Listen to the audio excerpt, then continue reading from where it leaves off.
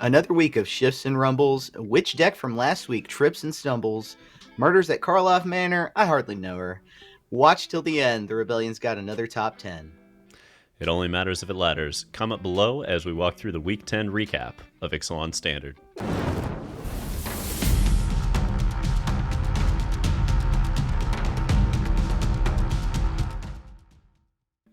Alrighty, gang. Dimir Aggro rose again, joining Esper Midrange and Domain at the top. Golgari Midrange managed to hang on for another week, but the real story in Tier 1 land is Bant Toxic's rise to power this past weekend. Don't worry, folks, we will cover it all in depth.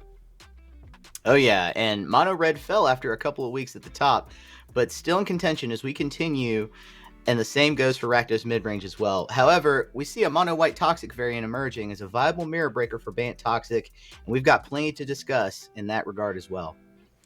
And in Brewer's Corner, we have a spicy Bant Control list, along with revisions to the classic Rakdos Aggro and Mono Black Midrange archetypes. To round it out, a Boros Humans build that is as aggressive as one can expect while taking after the Pioneer iteration. Also, last but not least, we will have a top 10 list of cards that impact Standard from Karlov Manor near the end of this episode, so make sure to stay tuned. Now let's kick things off with a little Dimir Aggro. Robert Ferrigno smashed through a 40-player RCQ field in Albany, Iowa to claim a trophy on the back of this classic Dimir Aggro list. The presence of two Malcolm Alluring Scoundrel is probably the most unlikely inclusion in the list so far, but we've seen glimpses of it over the past few weeks on the ladder, so apparently it's moved into the realm of staple here.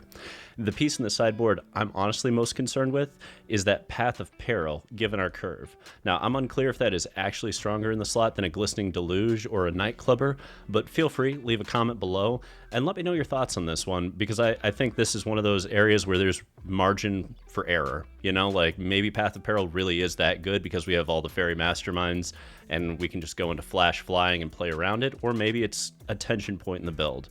But in the meantime, congratulations are in order as well for Dan Brubaker for taking down a 13-player RCQ in Idaho this past weekend, smashing through with a Dimir Aggro mirror in the finals. Well played, bud.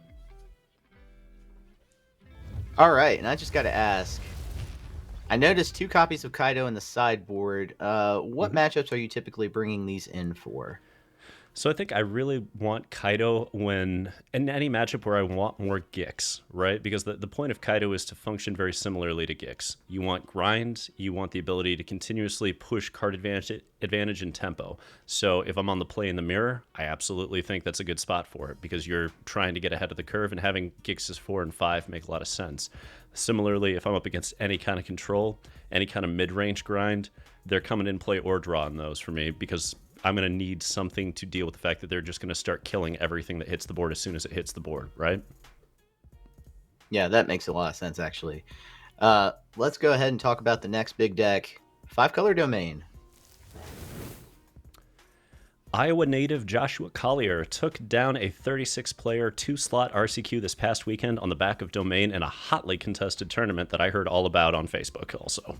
For those who don't know much about the Midwest, it's where I grew up playing competitive MTG, and I can attest to the top 8s being absolute dogfights to hit that qualification. So congrats, Josh. Glad to see you queue again.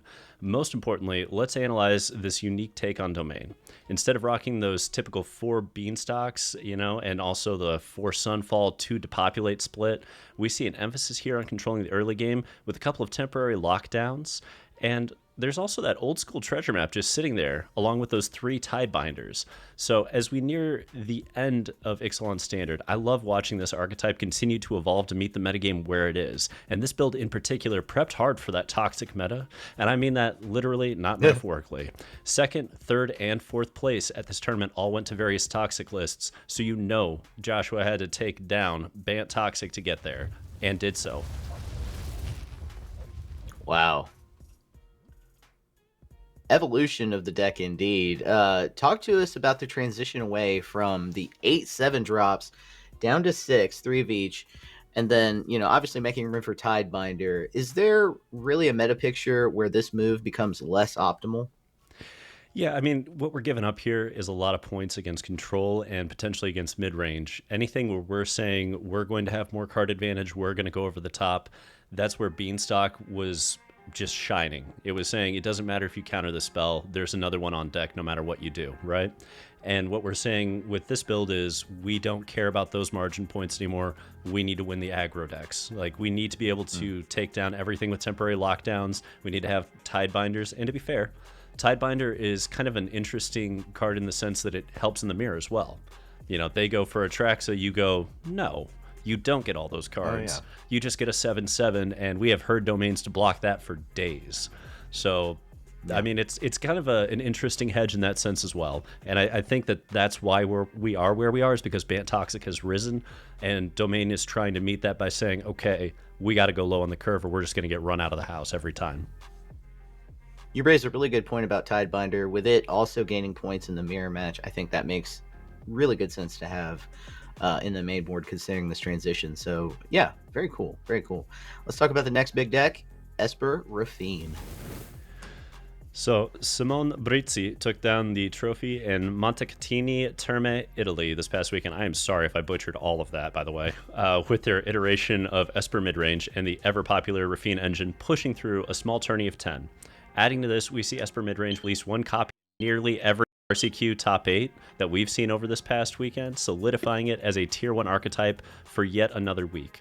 Now, notably in this build, we see an absence of the Wandering Waifu, once again being a shoot in favor of Shelly in the main, and you also see those 2 Urtai resurrected at the top, which is unusual these days, as is the complete absence of Wedding Announcement.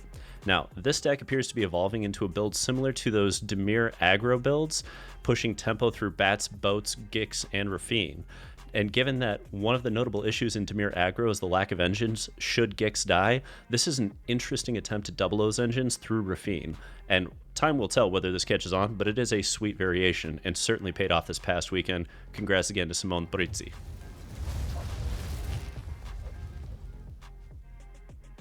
I have to ask about something that I just glaring to me. I don't see Dennick in the main board. How does this deck do in the matchup with Mono Red? So I think what this build is understanding that most people won't see is that Mono Red got pushed out again, right? And we don't see it in the tier 1 list right now. We see it in tier 2 for a reason. It got shoved out hard. Everybody started playing knockout blows. Everybody started, like, all the life gain got played. This deck to me is a step ahead of that meta, and it says we're not going to worry so much about Mono Red. We need to have answers to Toxic, and Dennick does nothing there. So if life gain is irrelevant against Toxic, what we need is better removal, better engines, more tempo. And that's where cards like Urtai make a lot of sense, because you just need to be able to kill and push. And it doesn't matter if they get the extra card.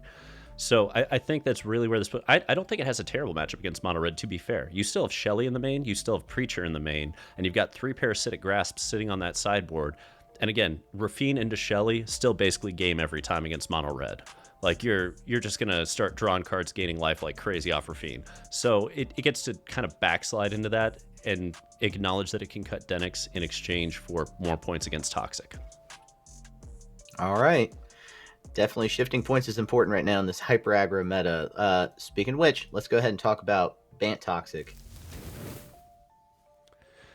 Alrighty, we got a lot to cover here, folks. Congratulations, first of all, to Blue Robot for taking down the 128-player Pizza Box tournament this past Sunday with Bant Toxic. Additional congratulations to Diego Celis on taking down their RCQ in Colombia, and Oscar Rio taking down their RCQ in Barcelona. That, combined with 3 versions in the top 4 of the Iowa RCQ, 3 more in the top 8 of an Idaho RCQ, is proving how popular this archetype is right now in the metagame. The list we have here is courtesy of a 3rd place finish from Avery Simez. And you might ask, why not post the winning list? Mostly because when I look at a list like this, I see something very different from what you will see in all the others. Notably, there's no Skrelv in the main. There's 4 Aspirants Ascent. That is a very interesting way to push this. It's saying that we aren't trying for inevitability. We're not even trying to grind. This is trying to win by pushing through that extra 1 to 2 points of Toxic in the air. And let's remember, Ascent plus Jawbone Duelist is 4 Toxic if it hits. That is a really quick clock. You add in a Skrelv trigger to that, and it's 6 Toxic. These things do stack nicely. So there's a lot to talk about when it comes to Bant Toxic, but let's just note that it rose in the absence of Mono Red. We'll cover a little bit more of that in the predictions for this upcoming week, but this was the deck to play this past weekend. It absolutely smashed through every event. It was a lot of fun to watch, frankly. All right. My question: what deck is in the shadows, lying in wait? Because we see a rise in Toxic's popularity. Is there something that could possibly feed on this deck that this deck should look out for? I think if you find a control deck with 4 temporary lockdown in the main, you're going to find a way to beat Toxic pretty quickly. And that's something I'm really hoping we see as a rise in control. I don't know if it's going to be possible still because there are other gatekeepers in the format. But when I see a deck like Bant Toxic, what I see is a deck that's well positioned, much like Mono Red was, until people are ready to dedicate sideboard slots and start hating it out. So when you look at what's going to rise because of Bant Toxic also having risen, it's going to be the deck that can beat it on the back of good hate cards that naturally integrate into the strategy. And for me, that's temporary lockdown in decks that don't mind playing it, which weirdly is going to be Domain, it looks like. Okay. Okay. Yeah. Yeah. That sounds like it makes a ton of sense right now. Um, let's talk about the final one we have in the tier 1 archetypes, Golgari Midrange. So Golgari Aggro rounds out our Tier 1 archetypes this past weekend, crowning Paulog the winner of Nerds Cards events with 17 players. Now, this build's only real variation from the stock list is the presence of Graveyard Trespassers, where we usually see Sentinel of the Nameless City. Outside of that, a few Stonebrains in the sideboard fall outside of the beaten path, and I'm not entirely sure what they're doing here. Feel free, again, leave a comment below and let me know which matchup you see Stonebrain being effective in, folks, because I've honestly never thought it was enough to hamstring Domain, and we have a real paucity of combo in the format presently, so I'm not sure what they're doing there.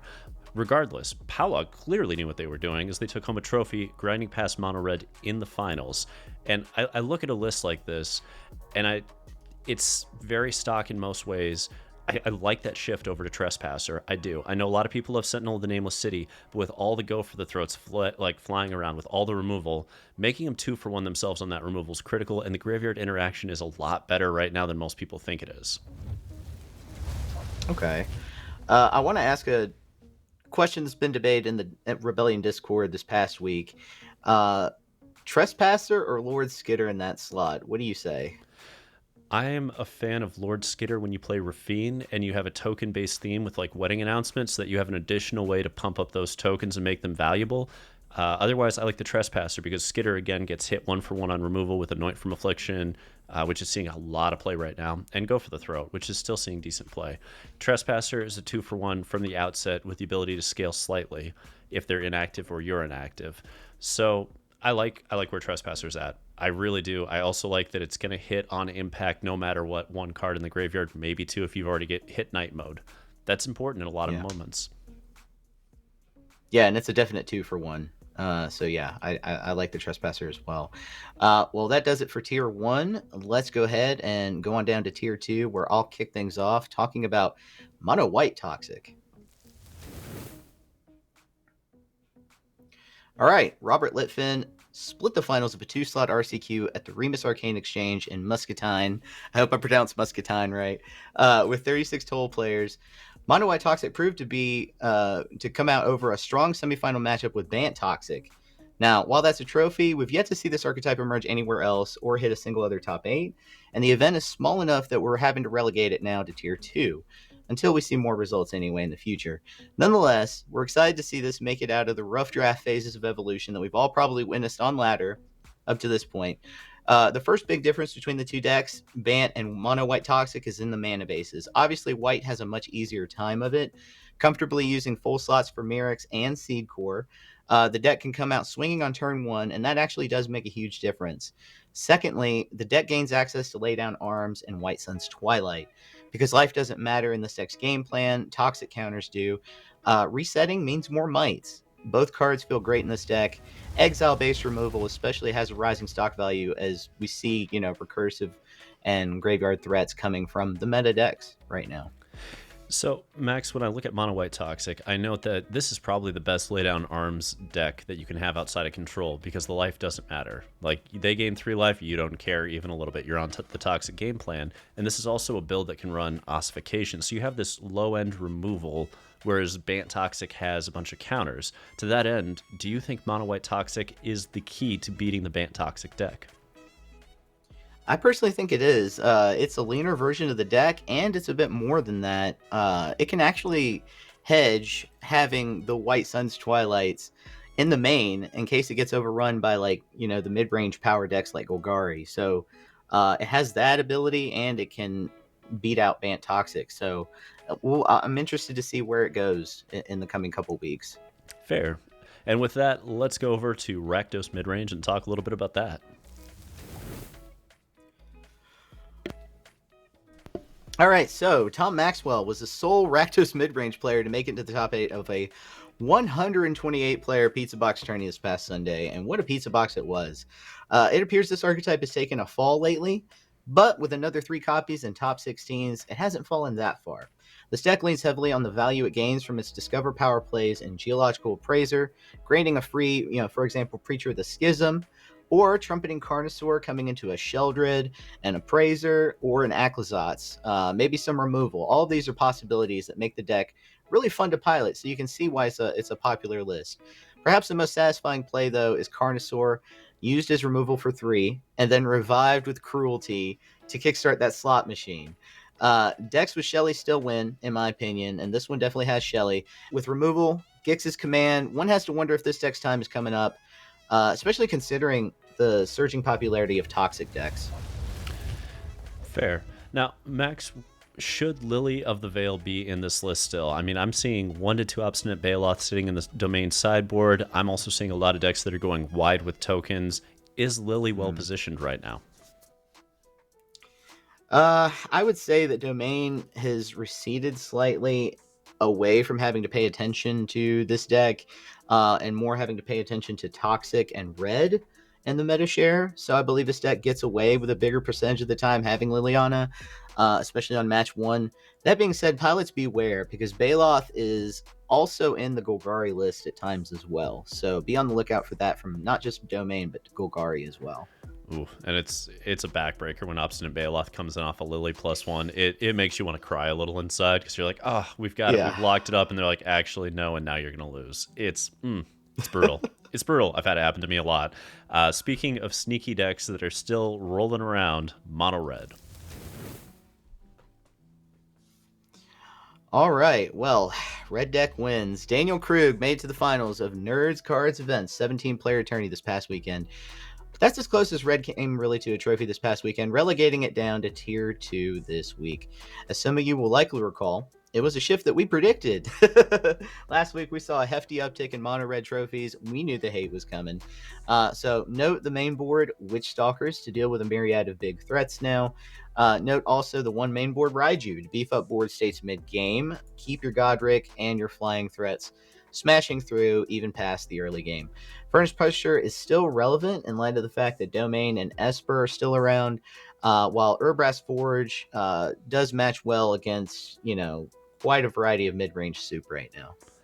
So, Max, looking at this list, is there anything Mono Red can do with all the hate in the sideboards, or is it a glass cannon archetype and just has to wait until the hate disappears once again? So the shift to speedier threats, especially ones with haste, graveyard recursion from Squee, bigger threats like Forge and Raiju, all of these small elements do help, especially in light of the fact that removal and hate from other decks has to really be even better or more narrowly aimed at Toxic now, as that's really become the dominant aggro archetype. So Red gets away with the 3 toughness a little bit more often than not in that case. So I don't know. We'll see. I think it's made a few adjustments that do help, though. That's fair. That's fair. Time will tell, and we've got new cards coming in off Murders of Karlov Manor to supplement things. So it's really going to be interesting here in the next month to see where most of these archetypes develop and evolve. That said, it's time for my favorite segment every week, Brewer's Corner. Let's kick things off with a little Bant Control. Credit to Athena the Bun, always coming through with spicy lists for us. Thank you very much. This one in particular I like. This is that like Bant Super Friends. I don't know how many of you remember watching Gregory Orange, the Citrus Assassin pilot that Beanstalk Bant Control deck at the Pro Tour. It was such a cool deck, but it always felt like it was a little off to me.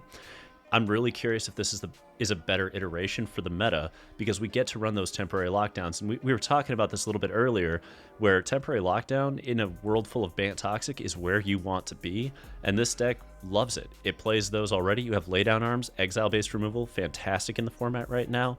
And it's just trying to go over the top here with Planeswalkers. There's 4 Super Friends in here, and the rest of it's just your classic control. It eschews those beanstalks entirely, which hurts me a little. I kind of want to see whether or not I can fit some in the sideboard potentially if we need to grind a little bit harder against mid-range lists. But outside of that, I mean, this is just a nice control list, and I haven't seen a good one in a minute, so I'm really curious to see how it plays out on the ladder. Oh yeah, and Athena's a huge control fan, so anything coming in those color sets from Athena, I give a little bit more credence to. Right, absolutely. But up next, we've got Rakdos Aggro. Max, this is your brew, right? Yes, it is. So I have to say, it was inspired originally from a best of one brew by Brew Lab MTG. Shout out to him. But I turned it into a best of 3 and made some tuning and some modifications. This is Rakdos Meld. I just want to point out a few synergies. The Rabbit Battery, and the Archpriest, the 5-drop Archpriest that some of you probably never seen before. You get the backup going on your Dragon Engine, and that's a 3/3 with Death Touch, Double Strike, and every time it hits, you get to revive something from the graveyard to the battlefield. So there's huge potential there with that, especially if you have Gix out there. You get to draw 2 for both of those Double Strike hits, and they're not going to want to block something with First Strike, Regular Strike, and Death Touch. So discarding to Bitter Triumph is another thing that you might do. You might discard the Carnosaur, because this deck does have some reanimation synergy here. I have 3 possible reanimation cards in there for you to pick from. Pick your favorite. We have Junji, Cruelty of Gix, and the Archpriest. So I'm still experimenting with those 3. And then last but not least, the Meld combo and Breaches. So just a pile of really good cards is what I thought of this deck. Like, I just want it to be good because it's got the meld combo, and we haven't seen a good meld deck yet, but like, it's so spicy, and you see that mechanic and you're like, yes, this is what I want to be playing. So I would love to see that thing climb the ladder and make a run in Mythic. But on to our third one here, Mono Black Midrange. This is courtesy of Darth Zero. For those of you who watched Pizza Box coverage, Darth Zero ran a variant of this into the Pizza Box tournament. Ended up misjudging some of the slots, and I talked to him a lot about it afterwards, and he was playing Lily of the Veil and was like, that was a mistake, terrible meta for Lily. Wanted Lord Skitters all day long and didn't have them. So it was slightly off on what he was running, but this is the Mono Black grind list. And one of the things I really want to emphasize here is the mana base. You have Sunken Citadel, which pairs so well with Drannith Ruins. Just all of a sudden, Flesh Gorgers are coming in big. All of a sudden, tokens off Lord Skitter are coming in as 3/3s. The 1/1 lifelinkers are coming in as 3/3s off of Preacher. Like, it turns all of these threats late game into absolute powerhouses. We're not saying this is the right way to build this mana base, but it's an interesting experiment, and I don't know that many people have messed with Sunken Citadel and really optimized its potential. This is a good deck to get your teeth wet on that and really understand the power of Sunken Citadel plus some of these lands that have other effects in monocolor strategies, which is going to pay dividends as we get closer and closer to the next evolution in the meta. Yeah, I'm surprised that we're not seeing more monocolor strategies right now, with easy mana bases being the advantage there. And black is probably the strongest color right now, monocolor. So yeah, there's a lot to brew here, a lot of room for brewing.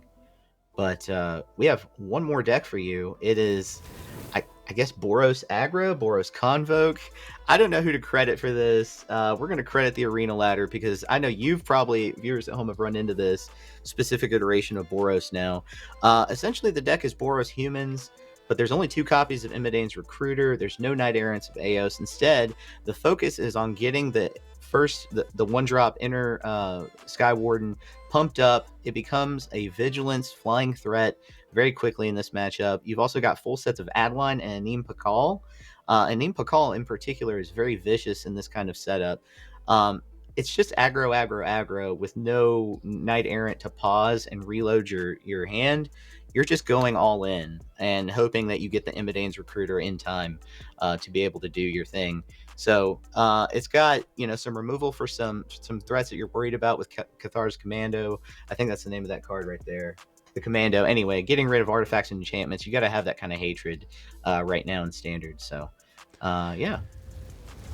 I love pieces of it because it's somewhat based on the Boros Convoke list from Pioneer, and it's trying to get closer to that while also being as aggressive as the Humans list from Pioneer. So it's kind of like mixing elements of both. I don't think it's optimal yet, but again, we have new cards coming in that are going to matter. And speaking of those new cards, let's get to the new segment. Karlov Manor. Let's get it. Top 10 cards. So I pulled together, after looking at the spoiler, where we're at as of today. There's still cards to be spoiled. Here's my top 10 of cards that are going to impact Standard. And let's just kind of talk about the different cards here, Max. Let's start up in the top left here. Pick your poison. I mean, we've got a War on Bats, Atraxa, Archangels, Leylines, Beanstalks, Boats, and for only 1 mana. I gotta think this is going to see play in Golgari Midrange, maybe in the main, but definitely off the sideboard, given all of the things that it can answer for 1 mana. I mean, how often have you wished you could just go Atraxa? 1 mana? No. It's so good. Yeah, it's an evolution. Yeah, it's an evolution, right? It's the power creep of cards like Return to Nature that used to cost 2 and, do their thing at that mana cost. But now at 1, get rid of a thing. Absolutely. Right next to it, I'm going to put these two somewhat together because I think they're going to see play together. Novice Inspector, War Leader's Call, roughly for the same reason. Boros Convoke might be able to emerge at long last, and I don't know how many of you got to play that in Pioneer. It's a ton of fun. But Novice Inspector was a critical component because we didn't have Thraben Inspector, and now we have basically a functional reprint of Thraben Inspector that makes Warden of the Inner Sky so much better. So much better when you can pair it with 2 to 3 other 1-drops that come out and create an artifact when they hit. It doesn't matter whether or not you're actually going to use it to draw. The point is that you get to pump Warden quickly. Similarly, this War Leader's Call is allowing you to do that go-wide strategy. I mean, the list we just talked about, Max, with Boros Humans, where you get Anim Pakal, where you get Adeline. Can you imagine that with War Leader's Call, where it's like, okay, anyway, Anim Pakal gets like 3 tokens, you take 3, they're all 2/2 swinging.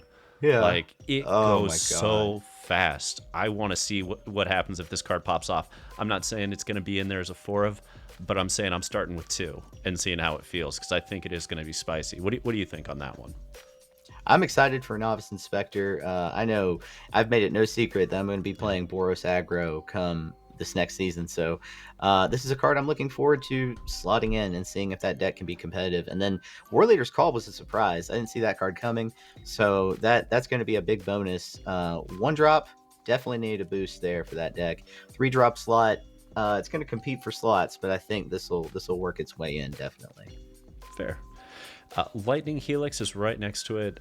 I think this is something Control has wanted for a while. If Jeskai Control becomes a thing, or Jeskai Mentor becomes a thing, or just Boros Mentor, and especially the Mentor decks, I think really wanted something like this.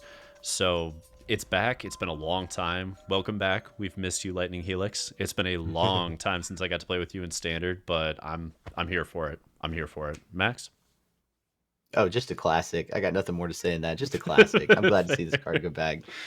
Oh my god. And speaking of classics that we get to return to, No More Lies is essentially Mana Leak with an extra color and Exile on tacked on. We haven't had Mana Leak in Standard since, I want to say, Drownu. Like, it's been so long. Oh god. It's been so long. They've basically said we're not going to give you Mana Leak ever again, and then they gave us kind of a Mana Leak. And there are control decks that have been desperate for something exactly like this. All 4 potential color combos: Esper, Azorius, Jeskai, Bant, and also all the Mentor decks. Like, the Hadi Jin Mentor list wants 4 of these, in my opinion, ASAP. Yeah. This is so good at protecting what you need to protect and making sure they don't get their incredibly powerful plays off the ground permanently, which is a big deal with Exile being an issue. Graveyards are becoming more of an issue as this meta develops. This card's amazing. Super thrilled. Max? Yeah, I was thinking about Azorius Control, just classic Azorius Control coming back. Not even needing the green for Bant anymore. But The mentor decks, especially. I didn't think about the mentor decks. That's really where I think cards like this and Lightning Helix are going to shine. So we'll see if those become a thing. All right, to the second row we go. Forensic Researcher. Now, for those of you who haven't read this card much, it is part of an infinite combo. If you get 2 of these and Deeproot Pilgrimage, you just tap them to untap the other one, and you just keep doing that until you have infinite creatures, right?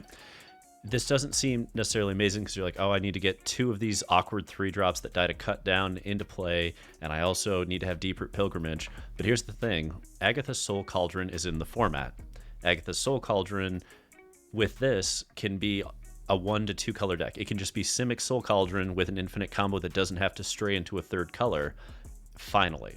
There are also decent merfolk in this in like standard that have not been, nobody's messed with Merfolk Kindred at all to my knowledge.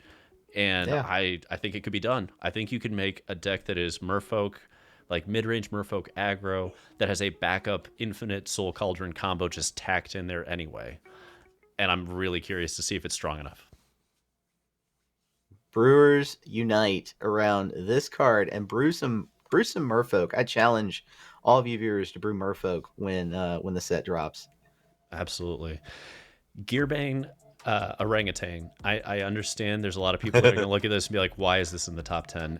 It's because of the positioning right now. It's a sideboard card. I get that. Yeah. But it might be a very important one as it blocks flyers and blows up schooners. It also blows up Skrelvs. You know, like it blows up things that need to be blown up efficiently at 3 mana while blocking the things that draw cards with Gix. That's interesting to me. That means as a sideboard card, it's got that 2-for-1 potential. It comes on curve. It's a bear, but a bear with reach. That's not a bad thing to me. Max? Yeah, I didn't see this card's potential until you pointed it out. So, I thought this was just going to be a limited environment card, but oh my God, you're right. Look at all of the Dimir, Esper, anything using the Siren, anything like that, plus Gix. It's all out there right now. So yeah, this card's going to have some high stock value coming in. I agree. Next up, we have Long Goodbye. Black finally has the ability to blow boats, Raffines, Gix, and Walkers at 2 mana. And that's an important thing with Raffine in particular, where the ward was such an issue, where you had to have cut down plus an untapped second land, and this is just, it doesn't matter if there's ward because it can't be countered. It goes right through the ward, does not give a shit at all. It also kills Ren. That's interesting. It also kills Lily of the Veil. That's necessary half the time in those mirrors where you'll get a Lily v empty board state and you're like, okay, I can't play the Preacher into that. I can't play Shelly into that. Well, now you don't have to. You've got the Long Goodbye.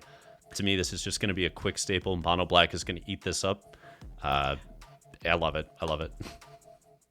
Yeah, my question with this card is this going to be enough for Mono Black to come back and eat up the 3-color Raffine decks? So that's one dynamic. I want to see if that actually plays out. We'll see. We'll see. But we talked about the Mono Black mid-range list that Zero piloted earlier, and that wasn't a bad list in my opinion. It was really close to where it needed to be. So there's some power there. And every week I feel like I get at least one Mono Black player saying, no, this archetype's real. So yeah, lining up to send us brews. Right. Like I got to assume where there's smoke, there's fire. You know what I mean? There's got to be something there. Yeah. Moving along here, this next one is in German. I'm sorry, everybody. I did not find an English iteration, but I will read what it does. This is Kylox's Volt Strider. It is a 1 blue-red artifact that it's a vehicle. It becomes a 4/4 with crew 2. That's not the important part. The important part is that for collect evidence 6, which means exile, mana value equal to 6, it becomes an artifact creature until end of turn. Interesting. So we know we don't need other creatures to crew it, but here's the best part. When it attacks, you can cast an instant or sorcery spell from among cards exiled with it. So you get to Snapcaster with this. You have a vehicle that efficiently Snapcasters for you, and if that spell gets put into a graveyard, it goes to the bottom instead of exile, which means you get to recycle spells and not get decked. These are 2 interesting things that may be of relevance as we continue on.